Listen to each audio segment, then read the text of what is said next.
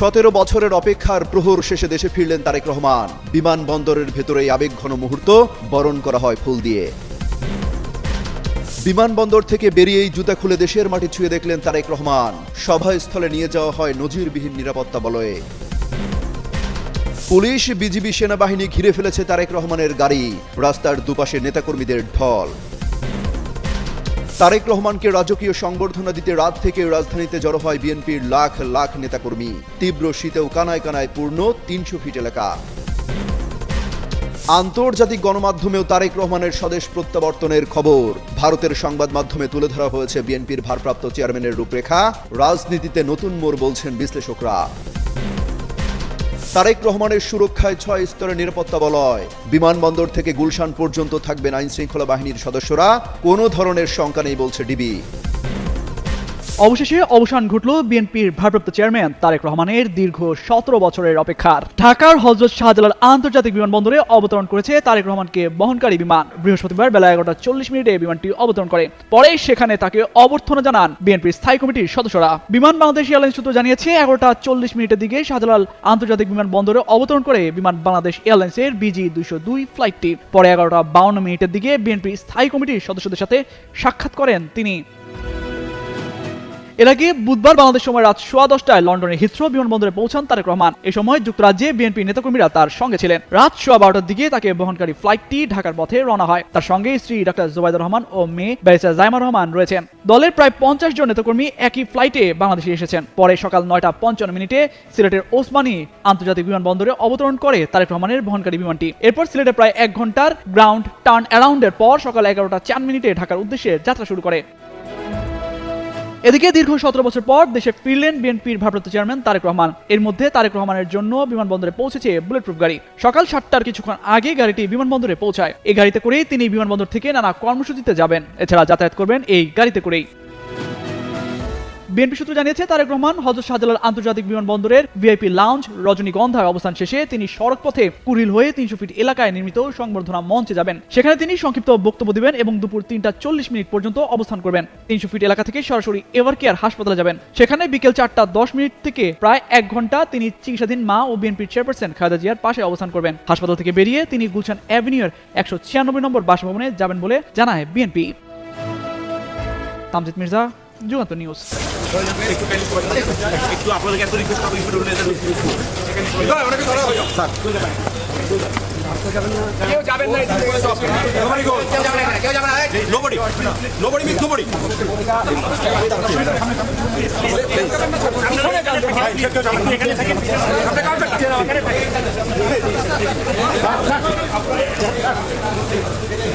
আরে নামাজ সামনে থেকে একটা ছবি তুলে পিছন থেকে তুলে সামনে যান সবাই পিছন না আপনার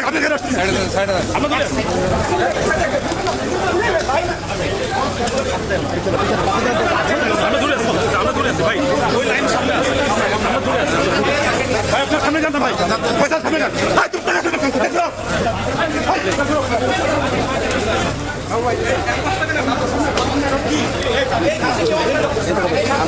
কয়বার মানা করছি পয়সা আমি কয়বার মানা করছি এখান থেকে আগাচ্ছি না এখান থেকে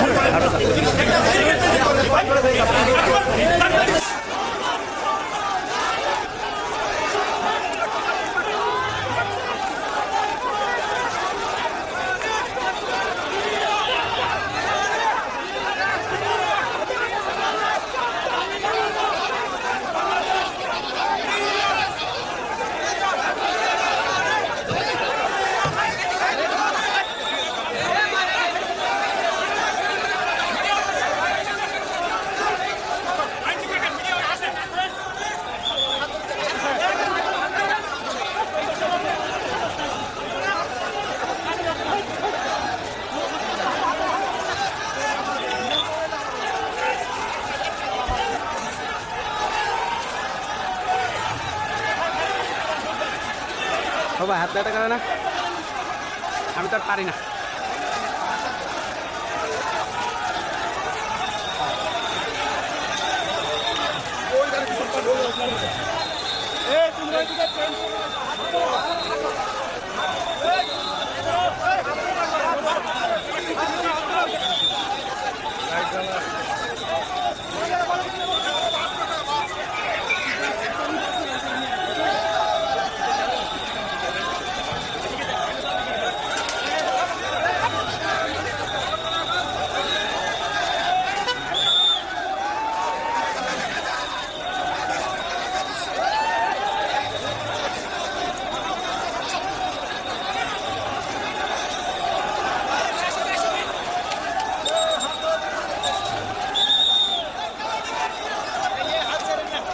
আটা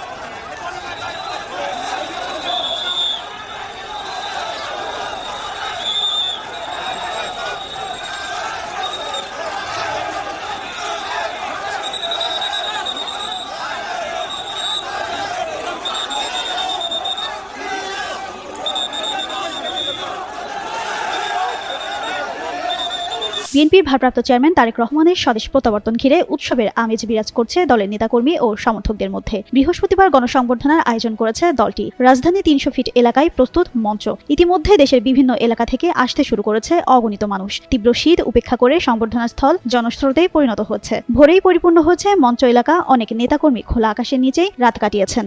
এখনো বিভিন্ন এলাকা থেকে নেতাকর্মীরা আসছেন। প্রায় ১৭ বছর পর লন্ডন থেকে দেশে ফিরছেন তারেক রহমান। তার স্বদেশ প্রত্যাবর্তনকে স্মরণীয় করে তুলতে এবং রাজকীয় সংবর্ধনা দিতে এই মঞ্চ নির্মাণ করা হয়েছে। তার আগমন উপলক্ষে রাজধানী সহ বিভিন্ন জেলা থেকে নেতাকর্মীরা সংবর্ধনা স্থলে উপস্থিত হতে শুরু করেছেন। স্লোগান, প্লাকার্ড ও উচ্ছ্বাসে পুরো মঞ্চ এলাকাকে উৎসবমুখর পরিবেশে পরিণত করেছে। গেল বুধবার সকাল থেকেই মঞ্চের শেষ মুহূর্তের কাজ ও সজ্জার প্রস্তুতি প্রায় সম্পন্ন হয়েছে। ব্যানার, পতাকা, তরুণ ও আলোকসজ্জায় সাজানো মঞ্চ এলাকা পরিদর্শনে নেতাকর্মী হাজির হচ্ছেন। অনেকেই আগের রাত থেকেই সেখানে অবস্থান নিয়েছেন। নিরাপত্তা নিশ্চিত করতে মঞ্চ ও আশপাশের এলাকায় পুলিশের পাশাপাশি সেনাবাহিনীর টিমও টহল দিচ্ছে। অবসান ঘটল বিএনপির ভারপ্রাপ্ত চেয়ারম্যান তারেক রহমানের ১৭ বছরের অপেক্ষার। অবশেষে দেশে ফিরছেন বিএনপির এই শীর্ষ নেতা। বিষয়টি নিয়ে শুধু দেশেই নয়, সবর আন্তর্জাতিক সংবাদ মাধ্যমগুলো Al Jazeera, BBC, Deutsche Welle, Reuters সহ বহু আন্তর্জাতিক সংবাদ মাধ্যম তারেক রহমানের ফেরাকে গুরুত্ব সহকারে তুলে ধরছে। এবং তা কেবল রাজনৈতিক একটি খবর নয়, এটি বাংলাদেশে পরবর্তী নির্বাচন, রাজনৈতিক ভারসাম্য ও গণতান্ত্রিক প্রক্রিয়ার উপর বড় প্রভাব ফেলতে পারে এমন হিসেবেই দৃষ্টি আকর্ষণ করছে। আন্তর্জাতিক সংবাদ মাধ্যম আল জাজিরা তারেক রহমানের ১৭ বছরের নির্বাসন শেষে দেশে ফেরার সংবাদটি বেশ গুরুত্বের সাথে প্রকাশ করেছে। প্রতিবেদনে তারেক রহমানের প্রত্যাবর্তনকে একটি রাজনৈতিক মাইলফলক ও সংকটপূর্ণ রাজনৈতিক পরিস্থিতির একটি গুরুত্বপূর্ণ মোড় হিসেবে তুলে ধরা হয়েছে, যেখানে আগামী নির্বাচনের প্রেক্ষাপট, রাজনৈতিক উত্তেজনা, নিরাপত্তা এসব জটিল দিকে গুরুত্ব সহকারে আলোচনা করা হয়েছে। আন্তর্জাতিক বার্তা সংস্থা রয়টার্স তার প্রতিবেদনে উল্লেখ করেছে যে তারেক রহমানের প্রত্যাবর্তন রাজনৈতিকভাবে অত্যন্ত প্রাসঙ্গিক, কারণ আগামী জাতীয় নির্বাচন সামনে রেখে তিনি বিএনপির শক্তিশালী নেতা এবং সম্ভাব্য প্রধানমন্ত্রী অন্যতম প্রধান প্রার্থী হিসেবে বিবেচিত হচ্ছেন। রয়টার্সের প্রতিবেদনে আরও বলা হয়েছে, বাংলাদেশের রাজনৈতিক অস্থিরতা থাকলেও বিএনপি তার নেতৃবৃন্দের সমর্থনে ব্যাপক প্রস্তুতি নিচ্ছে। ভারতের টাইমস অব ইন্ডিয়া আন্তর্জাতিক পাঠকদের জন্য বিশ্লেষণ করেছে যে তারেক রহমান দীর্ঘ সময় লন্ডনে নির্বাসনে ছিলেন এবং দেশে ফিরে রাজনৈতিক গতিবিধিকে নতুনভাবে চালিত করবেন, বিশেষ করে যখন দেশটি নির্বাচন পর্যায়ে দাঁড়িয়েছে এবং রাজনৈতিক পরিবেশে অনেকটা পরিবর্তন এসেছে।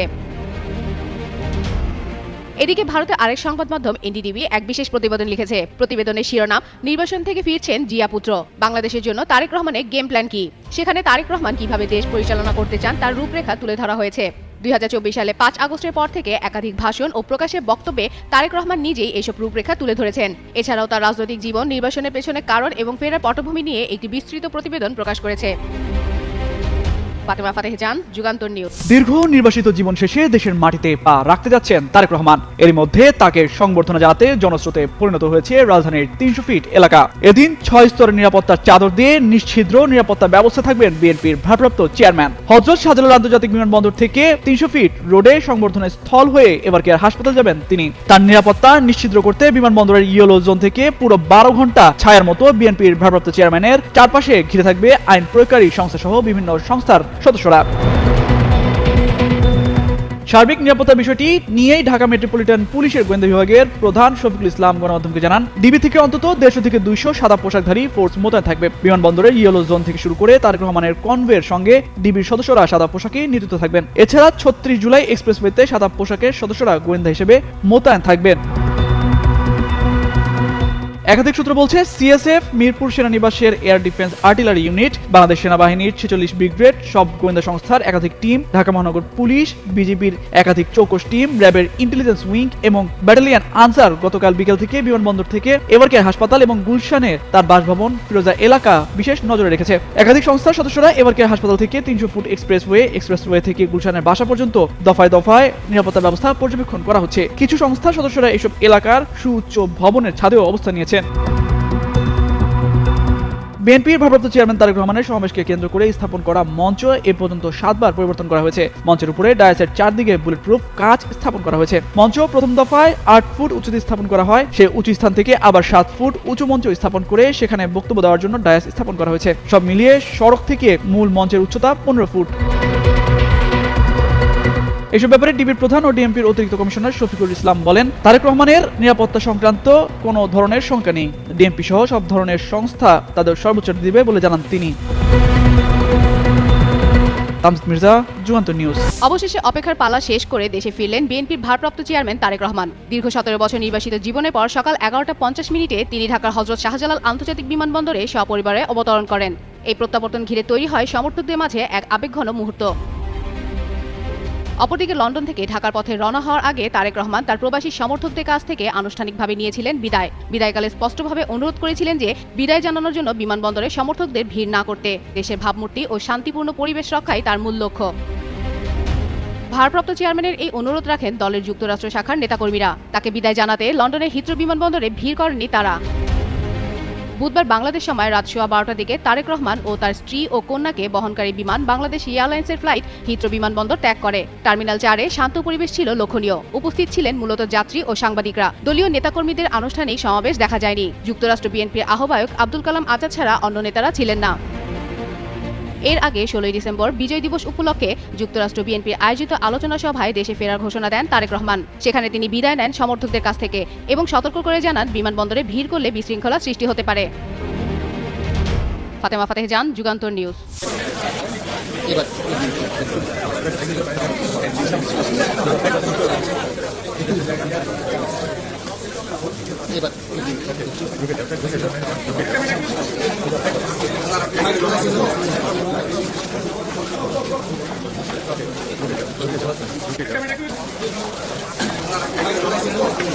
জি স্যার।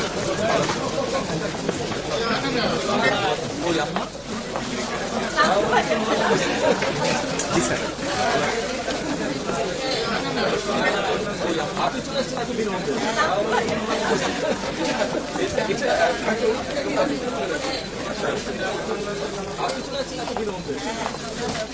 আম্মা আসবে বলে না আমি আমার হাতটা সরান। সরি সরি সে আম্মা আসবে বলে না আমি আমার এই হাতটা সরান। সরি সরি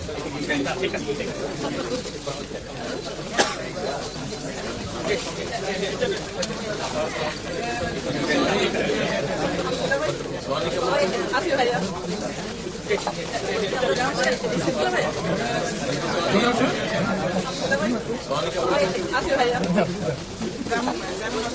তুমি আসো।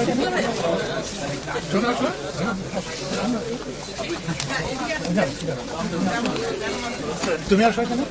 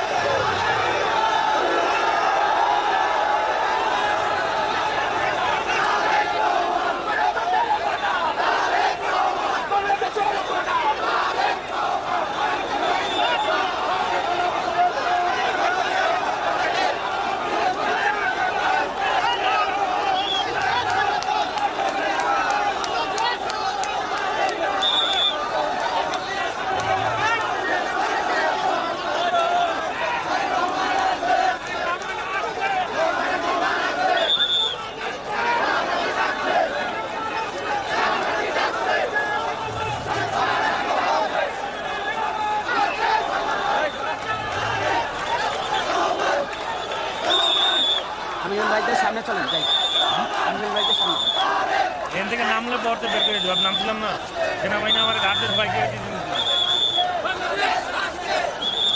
তুমি পারলে তো